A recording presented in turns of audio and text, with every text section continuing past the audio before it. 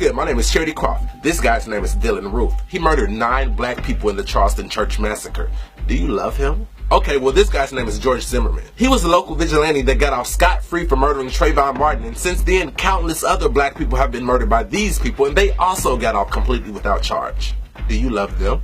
Do you love these murderers? Do you love these people who acted out of fear and hate? Do you love racists? I know these are tough questions. How do you forgive the murderer of your father? How do you love the murderer of your daughter?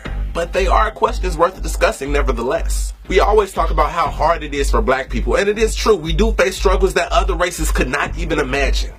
But what about white people?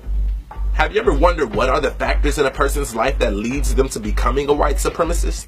Like, are they things we could understand? And if we did get a full understanding and really saw what it is that caused them to be this way, could we love them? Well, in August 1971 at Stanford University, Professor Philip Zimbardo conducted a prison experiment. They took 24 psychologically stable students and separated them into 2 groups, prisoners and guards. The simulation was supposed to last 2 weeks, but it had to be stopped in just 6 days because the guards became increasingly sadistic and abusive.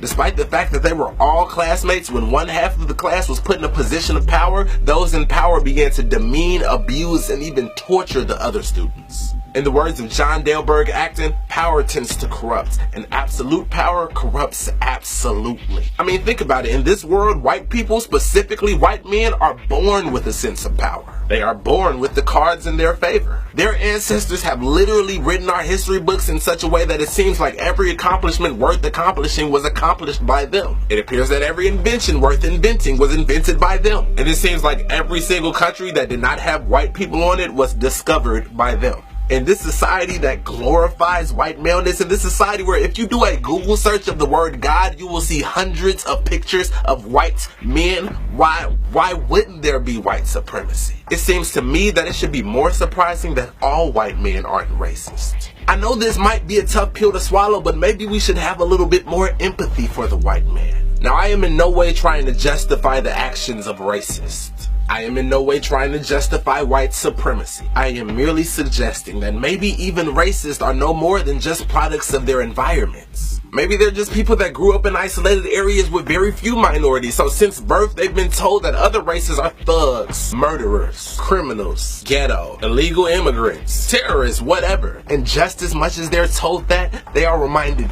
daily about how supreme they are. Their parents, the media, and the government consistently reinforce this idea that white people are the best, the brightest, the most beautiful, the standard of beauty, the explorers, the thinkers, God. Why wouldn't they believe it? Why wouldn't they be affected by this? Maybe, just maybe, being a racist doesn't mean you're a bad person, but merely just the result of a societal structure that conditions you to believe in white superiority. A lot of people call racism a disease, but truthfully, it is more like a religion. Something that people are taught to believe in since birth, and people don't just lose religion easily. We must remember that racists are believers in white supremacy. With that being said, we should love racists. We should love them because they did not choose to be racist. They are merely born into a world that engineers white supremacy and just fell victim to a trap. We should love them because the fall of every great civilization has always been war and division. We should love them because it's clear that love has been the only thing that has ever truly reconciled hate. We should love them because that's what humans are capable of. Loving people despite their differences, loving them to life,